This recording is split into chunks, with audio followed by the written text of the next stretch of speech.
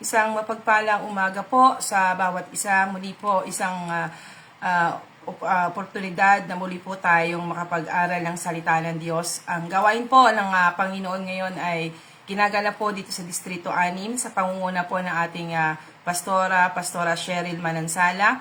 Ako po ang yung lingkod na si Pastora Christy from Dora Faith La Mesa. At ako po ay nalulugod na muli pong magamit sa ating pong kalagitnaan na kung saan tayo po ay pare-parehong palalakasin ng salita ng Diyos sa ating pong mga buhay paglilingkod. Amen po. Amen. Magandang umaga po sa lahat. Kung nasan man po kayong dako, magandang umaga, hapon o gabi man po. Ang mahalaga po, lahat po tayo ay nalulugod na nagkakaisa. Hindi man po tayo nagkakasamang pisikal, pero ang ating mga spiritual po ay nagkakaisa na nagnanais pong hanapin muna ang kaluguran ng Panginoon bago po tayo magpasimula ng bawat umaga natin sa maghapong. Ito ay mag-inam na bagay po na inuuna po natin ang ating Panginoon. Bago po tayo dumako sa pag-aaral ng salita ng Diyos, tayo po muna ay umawit para po sa ating Panginoon. Sabayan niyo po ako, tayo po ay magbigay ng papuri at parangal sa pag-awit sa ating Diyos na buhay. Salamat sa Panginoon. Hallelujah. Awitin ko man lahat ng awit sa mundo, di kayang ilarawan ng kadakilaan mo.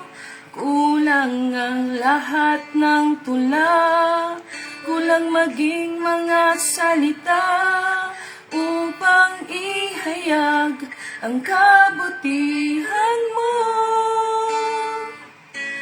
Wala kang katulad, wala nang higit sa'yo. Wala kang katulad, wala nang papantay sa'yo. Ikaw ang Diyos noon pa man, maging ngayon at kailanman. Sa habang panahon, wala kang katulad.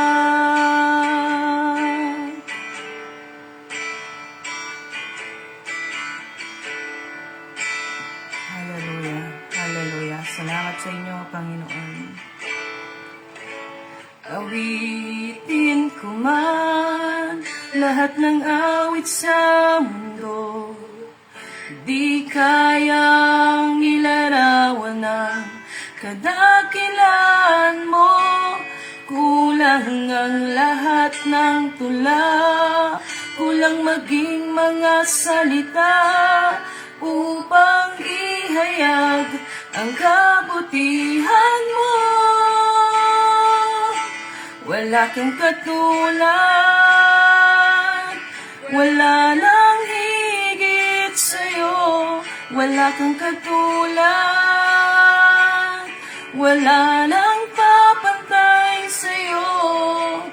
Ikaw ang Diyos noon pa man, maging ngayon at kailanman. Sa habang panahon, wala kang katulad. Wala kang katulad, wala nang higit sa'yo. Wala kang katulad,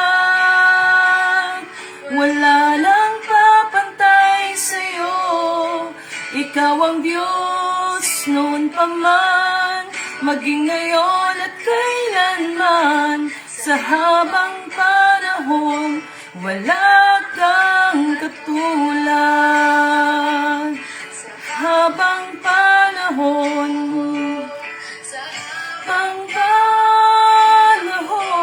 sa habang panahon, wala kang katulad. Hallelujah. Hallelujah. Tunay, Panginoon, wala po kayong katulad. Kayo ang Diyos na nag-iisa. Kayo ang Diyos na makapangyarihan sa lahat. Kayo ang pasimulatang wakas ng aming mga buhay, Panginoon. Salamat sa inyo, Diyos, sa umagang ito na pinahintulot ninyo, Lord God. Tunay nga na kayong nagmamayari sa amin at ang lahat ng bagay ay nangyayari ng dahil sa inyong kalooban. Panginoon, pagkaisahin mo kami sa umagang ito, bayaan niyo po, Lord God, na kayo ang manguna sa inyong lingkod. Hayaan mo, Lord God, na malaya kang iyong makapangusap sa pamamagitan ng iyong lingkod, Lord God. Panginoon, purong salita niyo lamang po ang maihayag ng aking mga labi na magbibigay po ng kalakasan sa bawat isa sa amin. Panginoon, salamat po sa umagang ito. Kayo po ang laging madakila, kayo po ang laging mataas. Maraming salamat sa inyo po ang lahat ng kapurihan sa pangalan po ng iyong anak na si Jesus. Amen and amen. Magandang umaga po muli sa bawat isa sa atin. At tayo pong muli ay mag-aaral nga po ng salita ng Diyos at kung sa mga kahapon po ay mga laging sumusubaybay, ang ating pong napag-aralan kahapon is knowing our friend, yung tunay na kahulugan po ng ating ng kaibigan. At ngayon naman po, dinala po tayo ng salita ng Diyos, knowing our opponent. Knowing our own strength and power is one thing, but knowing the power and the strength of our enemy is another thing. Kung bago po meron tayong edge, meron po tayong lamang kapag kilala natin, alam natin kung paano kumikilos o paano gumagawa ang kalaban, ang opponent sa ating mga buhay. Basahin nga po muna po natin, bago tayo magpatuloy po, ang Efeso 6, 10 po hanggang 12. Ang sabi po dito, bilang pagwawakas, magpakatibay kayo sa kalakasang galing sa Panginoon at sa kanyang dakilang kapangyarihan. Isuot ninyo ang buong kasuotang pandigma na kaloob ng Diyos upang mapaglabanan ninyo ang mga pakana ng dyablo, sapagkat hindi tayo nakikipaglaban sa mga tao, kundi sa mga pinuno, sa mga makapangyarihan, sa mga tagapamahala ng kadilimang umiiral sa sanlibutan ito, sa mga hukbong espiritual ng kasamaan sa himpapawid. Uulitin ko po yung verse 12, bigyan po natin ito ng emphasis. Sabi dito, sapagkat hindi tayo nakipaglaban sa mga tao, kundi sa mga pinuno, sa mga may kapangyarihan, sa mga tagapamahala ng kadilimang umiiral sa sanlibutang ito, sa mga hukbong espiritual ng kasamaan sa himpapawid. Amen. So, kagaya po na sabi ko kanina, simula po ng dating ideklara ng ating Panginoon, ang ating Diyos, ang ating Panginoon at sariling tagapagligtas, we are waging war against the devil. Nagdeklara na po tayo ng gera. Ano po? Ang buhay Kristiyano po ay hindi nga po playground. It is a battleground. Amen? Nagpasimula nga po yon ng ating tanggapin ng Diyos, na ating, siya po yung ating inaniban.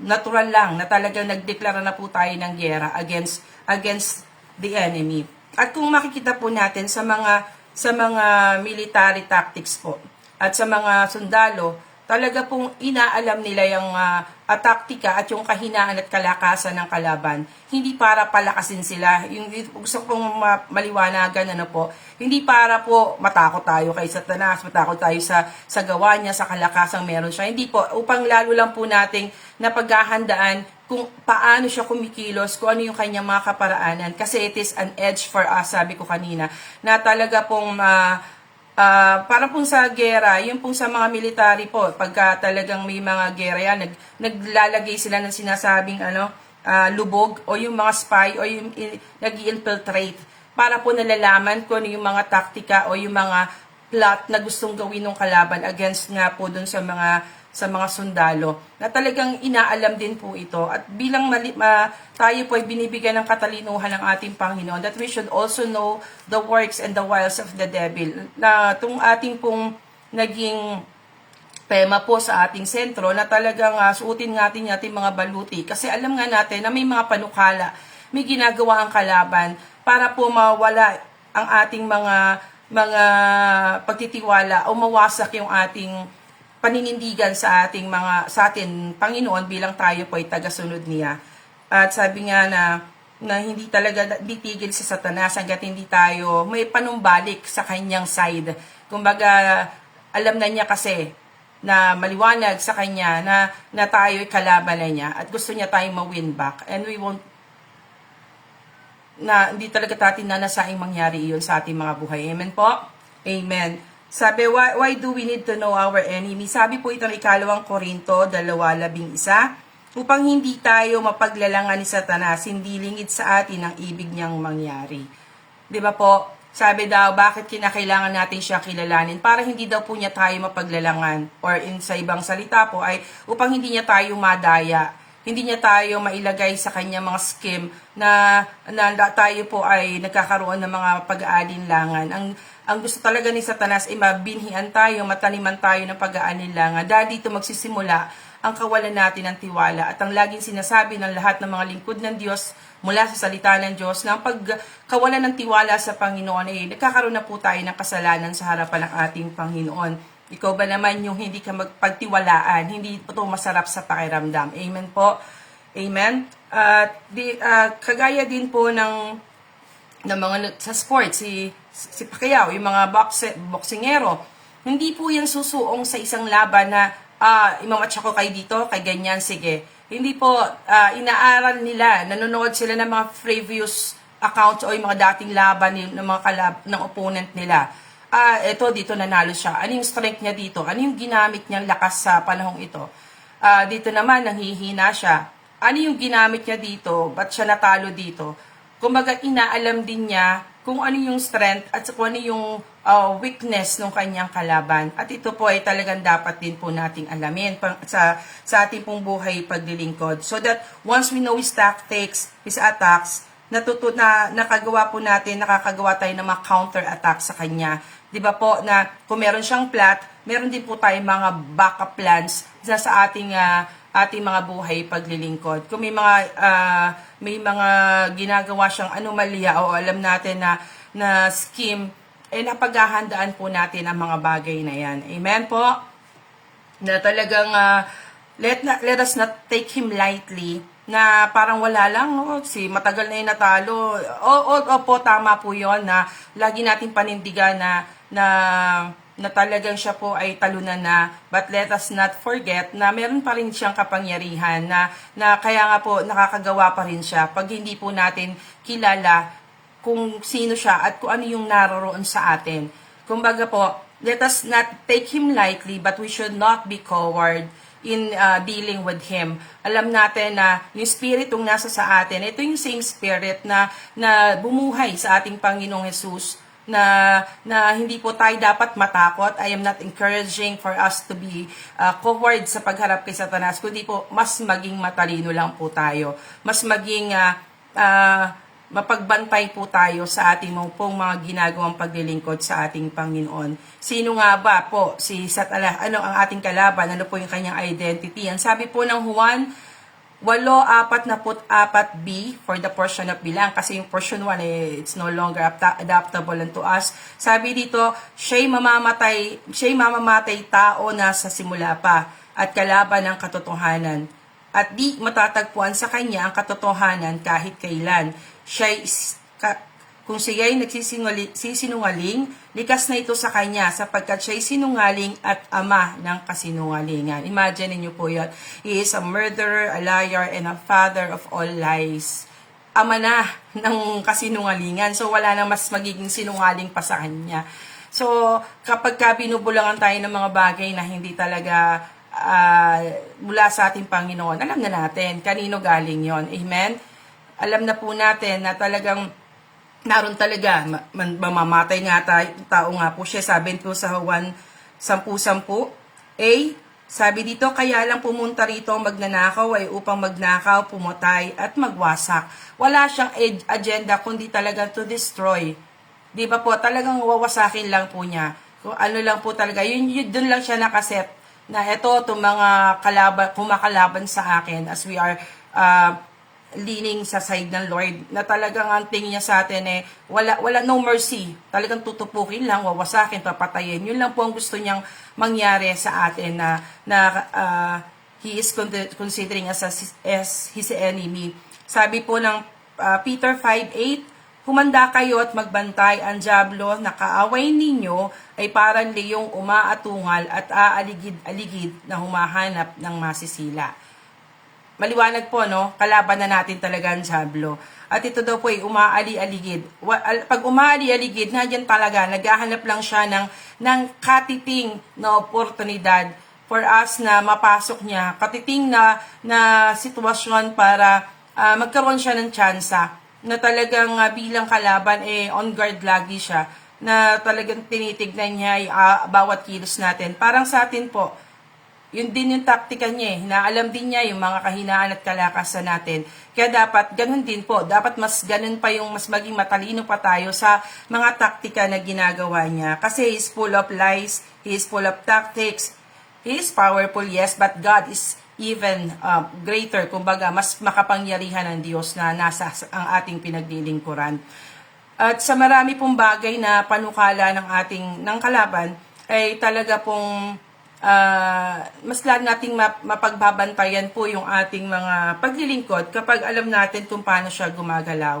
Di ba po? Kasi pag hindi mo alam kung anong movement ng enemy, parang sa gera po, hindi mo alam kung saan siya susugod, kung sa kaliwa po ba o sa kanan o sa harapan o sa likuran natin. Dapat talaga nagiging mapagbantay po tayo na alam natin kung paano siya gumalaw. Although alam naman natin na madaya nga po siya. Pero kung lagi na tayo nagbabantay at lagi natin napapaalalahanan ang ating mga sarili, mas nalalagay po tayo sa winning side. At always, we are on the winning side. Amen po. Sa number 1 po, ang talagang kayang gawin ni Satanas ay to test our knowledge. Sinusubok po niya yung ating mga kaalaman. Naghahasik po siya ng duda kung talagang ano ba yung kaalaman nito sa Diyos na pinaglilingkuran niya. Ano ba talaga yung pagkakakilala niya sa Diyos na kanyang pinaglilingkuran. Natatandaan po natin yung ating ninunong si Eva na sa maliit lang na, sa kapraso lang na rephrasing, kumbaga yung sentence, binalibaluktot lang, ay nag-iba na po ang kahulugan. At gusto makita rin sa atin ng Satanas yung mga gantong pandaraya sa atin. Na talagang ilalagay niya tayo, he will put us into a situation na talagang matetest yung ating mga kaalaman sa Diyos na ating pinaglilingkuran. Kaya nga, di ba po, napakagandang bagay na talagang lalo tayo magpakalalim sa pagkilala sa ating Panginoon. Kasi meron nga pong awit, di ba, the more I get to know you, lalo tayo napapamahal sa Panginoon. At lalo nating nauunawaan yung ating mga otoridad, yung ating mga kapangyarihan bestowed upon us by our God, na nasisimula natin na gumawa rin tayo ng mga hakbang na may pahintulot ng Panginoon na dati hindi natin alam. Na sabi nga pala ng Panginoon, I have given you the power to trample down snakes and scorpions and to overcome all the powers of the enemy. Pero dati hindi Pag nakakapakinig po tayo ng mga nakakatakot, ng mga ganito, ganyan-ganyan, tayo po ay nararatel. Pero dahil nga po, tayo ay nakakasunod na sa ating, nakakakilala na tayo sa ating Panginoon, yung ating mga kaalaman ay lalo po tayong lumalago. Amen po. Para din po sa mga nagigera, kung ang alam mo lang gamitin ay tabak, at ang kalaban mo naman po ay Uzi. Ano pong edge natin? Di ba po, we have to elevate also, na talagang kailangan po natin na mag-improve sa ating pong knowledge sa ating Diyos sa pinaglilingkuran. Kung ano yung talagang dapat po nating gawin na nais din na po ng Panginoon sa atin. Amen? Sa pangalawa po ay sinusubok yung ating mga pagkakakilanlan. Amen? The devil is testing our identity.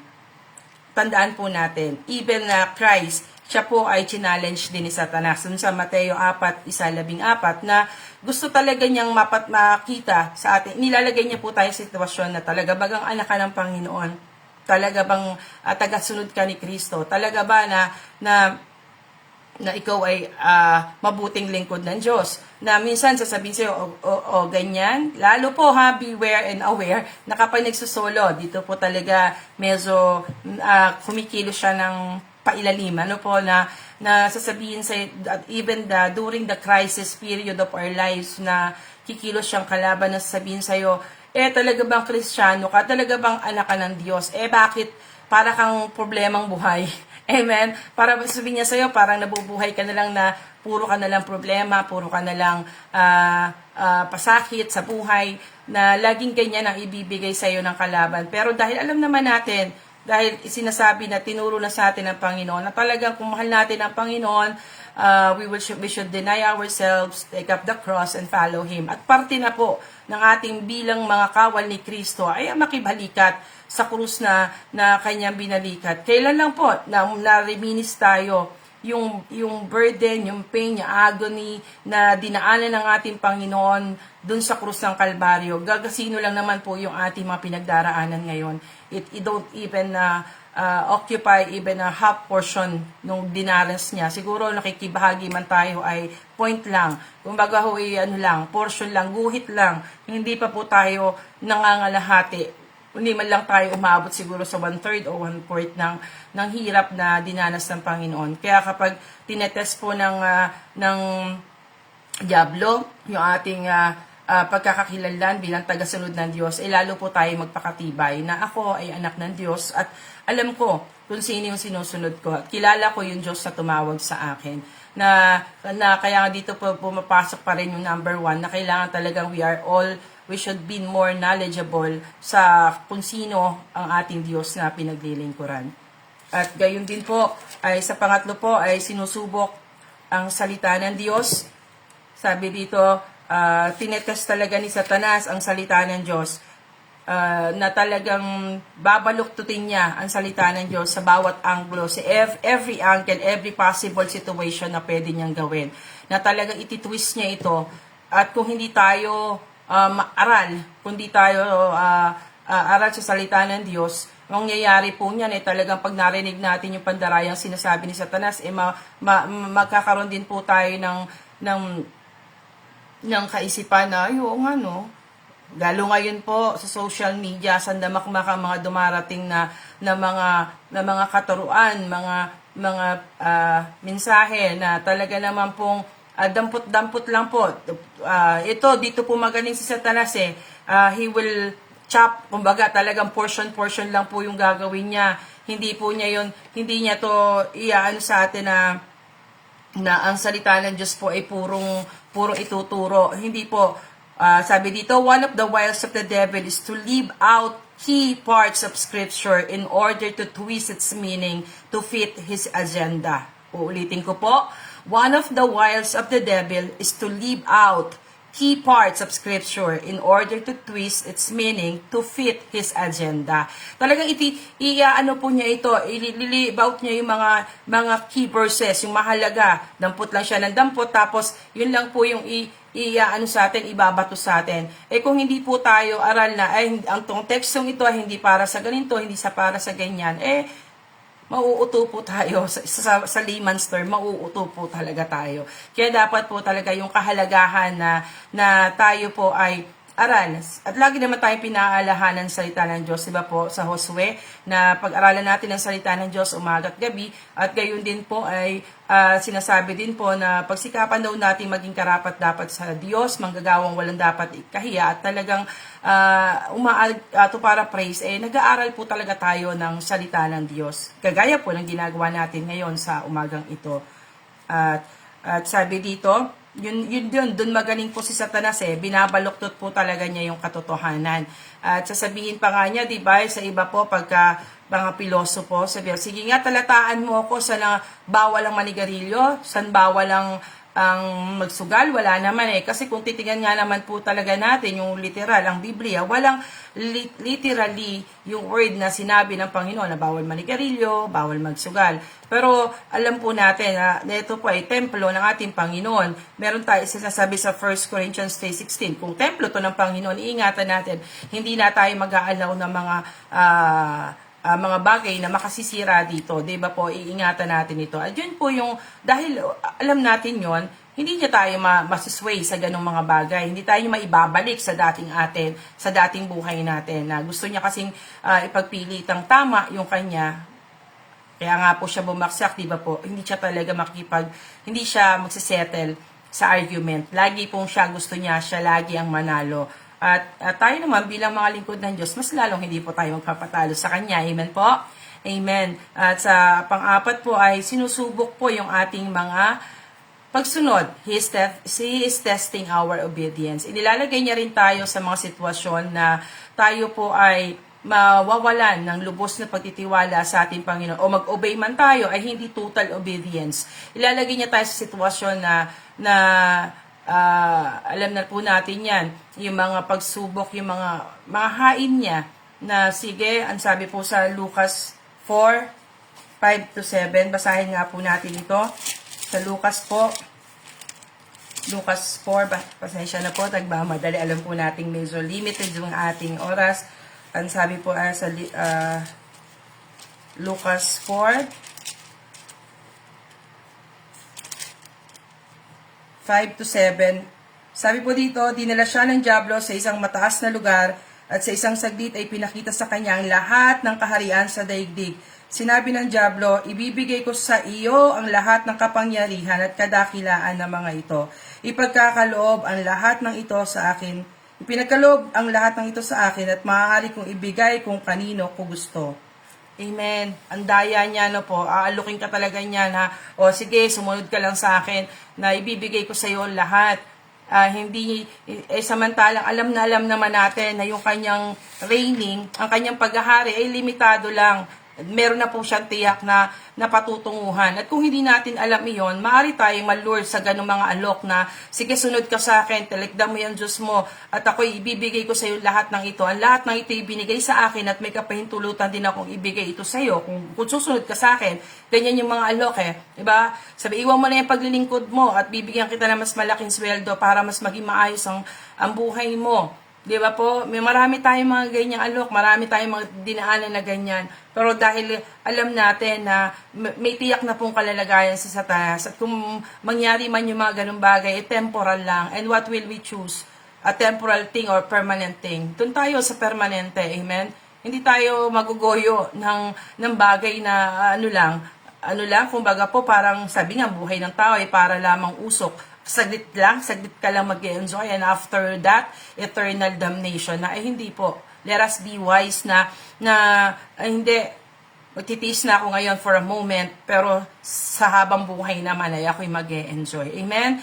So, we get to know His tactics, we get to know yung mga paraan niya. Kaya ito, nagbibigay ito ng edge sa atin para hindi tayo niya maisahan yung salitang parang hindi tayo maisahan at mas may pangit pa pong term, hindi tayo magulangan, na mas nakakagawa po tayo na alam natin we are safely traveling dun sa landas na nais ng Diyos na atin pong tahakin. Yung nais ng Diyos na atin pong malakbayan, na we should know our opponent, hindi para itaas siya, hindi para siya po ay hindi para matakot tayo sa kanya, hindi po. Para lang lalo nating malaman kung ano po yung kanyang mga taktika upang tayo po ay nagkakaroon ng mga counter-attacks and backup plans. Mas lalo po tayo nagiging mas maingat sa mga nilalakaran natin. Naiiwasan natin yung mga kasi 'di ba po sa mga gera, kapag aware ka na yung lugar na yon punong-puno ng tanim na bomba, hindi ka basta-basta hakbang nang wala kang pag-iingat. At alam natin yan na tayo po ay laging dapat na nag-iingat sa bawat hakbang natin. Dahil mamali po tayo ng hakbang natin, baka may mina po ng bomba ng kalaban na magsisira sa atin. So we should be very, very, very careful sa ating po mga paglilingkod. Lalong higit po sa mga kapanahonang ito na alam na po natin na palapit na po ang kawakasan ng lahat, at syempre kung siya po ay malapit na sa kanyang kapahamakan, gusto niya pong makakuha pa ng pwede niyang maisama. Pero hindi po tayo papayag. Amen po? Amen. At sa pangwakas po, knowing the enemy is not to edify him. Pero sabi po ng Efeso 6:10, bilang pagwawakas, magpakatibay kayo. Bilang pagwawakas, magpakatibay kayo sa kalakasang galing sa Panginoon at sa kanyang dakilang kapangyarihan. Ulitin ko po, Efeso 6:10, bilang pagwawakas, magpakatibay kayo sa kalakasang galing sa Panginoon at sa kanyang dakilang kapangyarihan. Wala pa rin po tayong dapat na patunguhan, kundi ang laging umasa sa kapangyarihan ng Diyos. Opo, nandun ang kahandaan, nandun ang paghingi ng tulong sa ating, paghahanda against our enemy, but lalong higit yung paghingi natin ng tulong sa ating Panginoon. Dahil matibay po yung katotohanan, kung lalaban po tayo sa kalaban na tayo lang at walang kapangyarihan, ang Panginoon ay watala po tayo laban. Talaga po nga para tayong sumusuntok sa hangin. Pero dahil alam natin, kasama natin ang kapangyarihan ng Diyos na lumalaban sa gawa ng ating kalaban, tayo po'y magtatagumpay. Amen. Salamat po sa Panginoon. Ang kalakasan po ng Diyos ay sumaating lahat. Pasensya na po kung lumampas po ako. Maraming salamat po sa Panginoon sa buhay po ng bawat isa na naniniwala ako na nagmamahal sa Panginoon dahil masarap po pang matulog pero inuuna po natin ang kanyang kaluwalhatian upang lalo po tayong palakasin ng Diyos at dahin niya tayong ligtas pauwi dun sa langit na bayan. Maraming pong salamat. Tayo pong lahat ay manalangin. Dakilang Diyos, aming Ama na nasa langit, na nagmamahal sa amin ng lubos. Salamat po sa inyo sa umagang ito, sa kalakasan at karunungan na ibinibigay mo sa amin. For Lord, sa bawat salita mo na inihayag sa umagang ito, magbigay kalakasan sa amin at maging mapagbantay po kami sa aming mga buhay paglilingkod. Lagi mo kaming tulungan, O Diyos. Lagi niyo po kaming gabayan. Saan man kami tutungo, ano man po yung gagawin namin sa maghapong ito. Laging pong pag-iingat mo ang sumaamin sa mga kapatid ko po na pupunta sa kanilang mga trabaho, sa mga may mga appointments, Lord God, sa maghapong ito, yung mag-stay naman po sa bahay, kung saan man po kami paparoon, laging ang hangad namin ay kayo po ang aming mapalugurahan at laging maranasan ang presensya mo na sumasa amin. Saan man kami at ano man po yung aming gagawin sa maghapong ito, kayo lang po ang mataas, kayo lang po ang madakila. Ang pagpapala nga po sa amin po mga tagapanguna, amin pong dinadalangin, nagkakaisa po kami na inilalapit sa inyo ang aming tagapanguna, ang Pastor Joseph at ang kanya pong sambahayan, ang kanyang buong angkan at ang lahat po ng mga kapastoran na nasa ilalim ng kanyang pangunguna. Pagpalain niyo po, Lord God, maging ang districts 1 to 9, ang supervisors, Lord God, pagpalain niyo po silang lahat. Ang kapangyarihan niyo ay laging maranasan sa kanilang mga buhay. Lord God, ang himala mo, Panginoon. Lord, the double portion of your anointing be upon their lives, Lord God. Salamat sa inyo, Ama. Panginoon, tulungan niyo kami pare-pareho na ang aming mga buhay ay maging kaluguran sa harapan po ninyo. Salamat po, O Diyos, Andorra Faith Church and Bible School, ipagpalain niyo po ang lahat po ng guro, ang mga estudyante, ang provisions niyo, Lord God, sa mga mag-graduate. Kayo po ang maglaan, O Diyos. Maraming salamat. Panginoon, pagkaisahin mo kami at bigyan tapang mo kami lagi sa pakikiharap namin sa buhay na ito. At sabi niyo naman po, you will bring us safely home. Kaya salamat, Ama, sa inyo po ang Panginoon, ang lahat po ng kapurihan, kaluwalhatian at kadakilaan. In Jesus' name we pray. Amen and amen. Salamat po. Salamat sa Panginoon. God bless us all po.